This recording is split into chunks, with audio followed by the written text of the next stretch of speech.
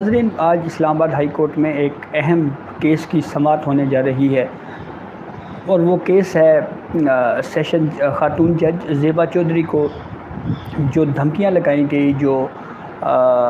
20 اگست کے ایک جلسے میں سابق وزیر اعظم عمران خان کی طرف سے۔ اس معاملے پہ اسلام آباد ہائی کورٹ نے نہ صرف رجسٹرارس کے نوٹ کے اوپر نوٹس لیا بلکہ کنٹمپٹ آف کورٹ کی کارروائی چلانے کا فیصلہ بھی متفقہ طور کے اوپر اسلام آباد ہائی کورٹ نے کیا ہے، اور اسی حوالے سے اب 3 رکنی بینچ تشکیل دے دیا گیا ہے۔ غالباً آج 2 بجے اس معاملے کے اوپر اب سماعت ہونے جا رہی ہے، اور اسلام آباد ہائی کورٹ اب اس شو کاز نوٹس کے اوپر کنٹمپٹ آف کورٹ کی کارروائی چلانے کے لیے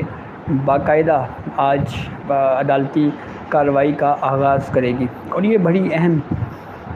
ڈیولپمنٹ ہے۔ خاص طور کے اوپر سوشل میڈیا کے اوپر بھی بہت زیادہ اس کے اوپر بات ہو رہی تھی کہ اس بیان کے اوپر، عمران خان کے اس بیان کے اوپر جو ہے وہ جوڈیشری کو نوٹس لینا چاہیے۔ حتیٰ کہ جسٹس مظاہر علی اکبر نقوی کے حوالے سے بھی سوشل میڈیا کے اوپر بہت زیادہ بات ہوئی کہ جو فوجداری نظام عدل میں یا فوجداری نظام کو متاثر کرنے کے حوالے سے جو اس کو نوٹس تھا، اس پہ جسٹس مظاہر علی اکبر نقوی نے ایک خط لکھا تھا، تو اب کی بار خط کیوں نہیں لکھا جا رہا؟ تو اب اسلام آباد ہائی کورٹ نے یہ نوٹس تو لے لیا ہے، لیکن اب کچھ پوائنٹس یا سوالات ایسے ہیں جس کے اوپر بات کرنے کی ضرورت ہے کہ سابق وزیر اعظم عمران خان کے پاس اس وقت کون کون سے آپشنز موجود ہیں، یعنی عمران خان کون کون سے آپشنز یوز کر سکتے ہیں اس عدالتی کارروائی سے بچنے کے لیے۔ تو اس کے اوپر ذرا تھوڑا ہم بات کرتے ہیں، اور پھر اس کے بعد کہ کنٹمپٹ آف کورٹ میں اگر کسی شخص کو سزا ہو جائے تو پھر اس کے بعد اس کے ڈسکوالیفیکیشن کیا ہوتی ہے۔ تو سب سے پہلے تو ہمارے پاس ماضی میں کچھ ایسے کیسز موجود ہیں جہاں پہ جو کنٹمنر ہیں، یعنی توہین عدالت کے مرتکب جو ملزمان ہیں، ان کو کئی ایسے موقع بھی آئے جب انہوں نے توہین عدالت کے کیس میں معافی مانگ لی اور غیر مشروط معافی مانگی، لیکن اس کے باوجود ان کے غیر مشروط معافی نامے کو مسترد کر دیا گیا اور ان کو سزا کے طور کے اوپر جیل بھیج دیا گیا۔ اب اس میں کانسٹیٹیوشن میں یہ لکھا ہوا ہے کہ آرٹیکل 203 کے تحت کنٹمپٹ آف کورٹ کا اگر کوئی مرتکب ہو جائے تو اس کی کم از کم سزا 6 مہینے ہے، اور ڈسکوالیفیکیشن اگر کوئی ممبر قومی اسمبلی ہے یا کوئی پولیٹیشین ہے تو اس کی جو ڈسکوالیفیکیشن کی میعاد ہے وہ 5 سال تک ہے، یعنی 5 سال کے لیے وہ شخص ممبر قومی اسمبلی نہیں رہ سکتا۔ اس حوالے سے 3 سے 4 مثالیں ہمارے پاس موجود ہیں۔ سابق وزیر اعظم یوسف Raza Gilani contempt of court میں ڈسکوالیفائی ہوئے، 5 سال کے لیے باہر ہو گئے۔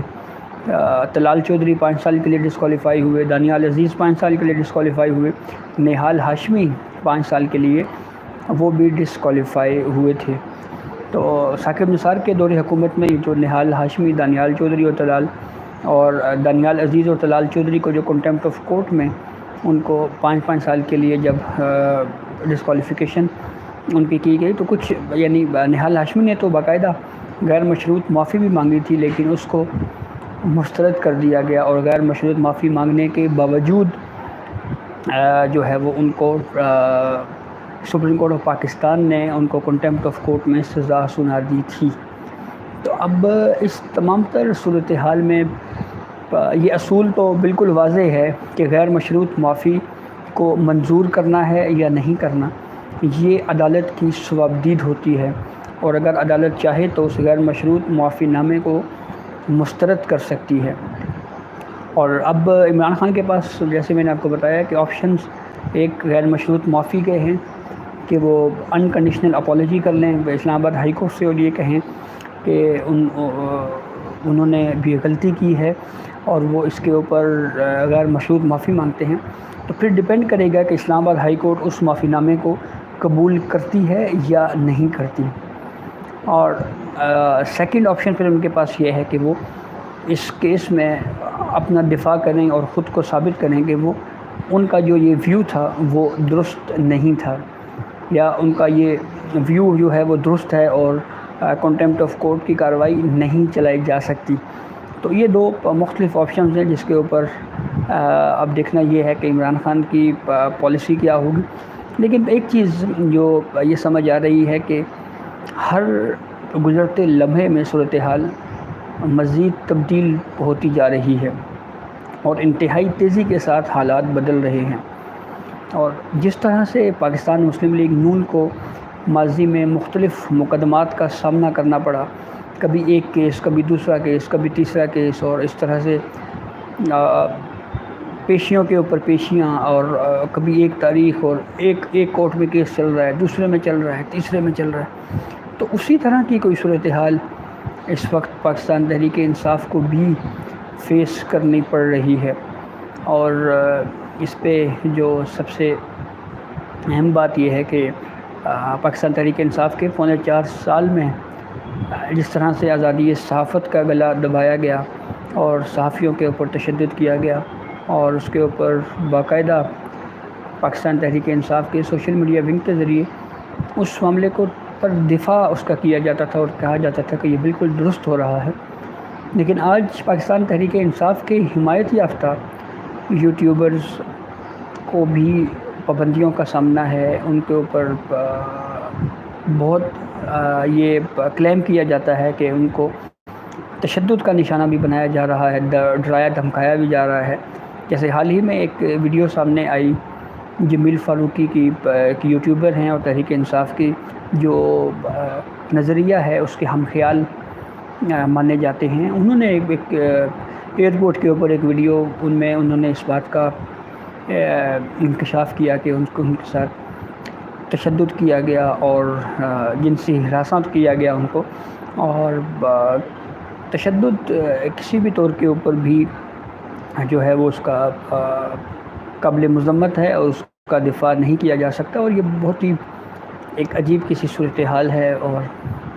حالات جو ہیں وہ یکسر تبدیل ہوتے ہوئے نظر آ رہے ہیں. تو لیکن اس تمام تر صورتحال میں جو سب سے اہم بات یہ ہے کہ اس ملک کے جو سیاستدان ہیں انہوں نے کم از کم کچھ زیادہ نہیں سیکھا، اور اگر وہ اپنی تاریخ سے سیکھتے تو شاید آج اس ملک کے حالات بھی بہتر ہوتے. تو بار بار یہ آوازیں بھی آ رہی ہیں کہ ایک اور چارٹر آف ڈیموکریسی ہونا چاہیے، میثاق جمہوریت ہونا چاہیے، اور تمام سیاسی جماعتوں کو مل بیٹھ کر کوئی ایک معاہدہ کرنا چاہیے آپس میں. لیکن اس کے اوپر ابھی فی الحال تو شاید عمران خان یا پاکستان تحریک انصاف اس کے اوپر ایگری نہیں ہے. ماضی میں ایک میثاق جمہوریت ہوا ضرور تھا جو پاکستان پیپلز پارٹی اور نون لیگ کے درمیان جو مین بڑی پارٹیز تھیں وہ یہ تھی، ان کے درمیان ایک معاہدہ ہوا کہ وہ کسی صورت بھی ایک دوسرے کے خلاف اسٹیبلشمنٹ کے ہاتھوں استعمال نہیں ہوں گے.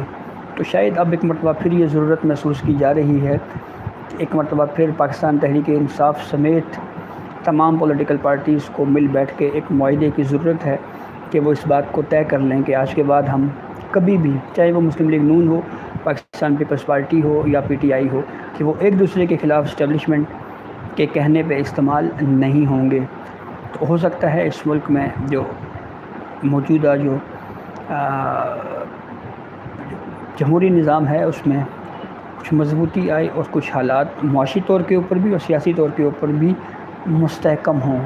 تو بات شروع ہوئی تھی اسلام آباد ہائی کورٹ سے، اور کہا جا رہا ہے کہ 2 بجے اس کیس کی سماعت ہونے جا رہی ہے کنٹیمپٹ کورٹ کی کارروائی کے حوالے سے. تو اس حوالے سے جو بھی اپڈیٹ ہوئی اس کو ہم آگاہ کریں گے. اس وقت تک اجازت دیجیے، اللہ حافظ.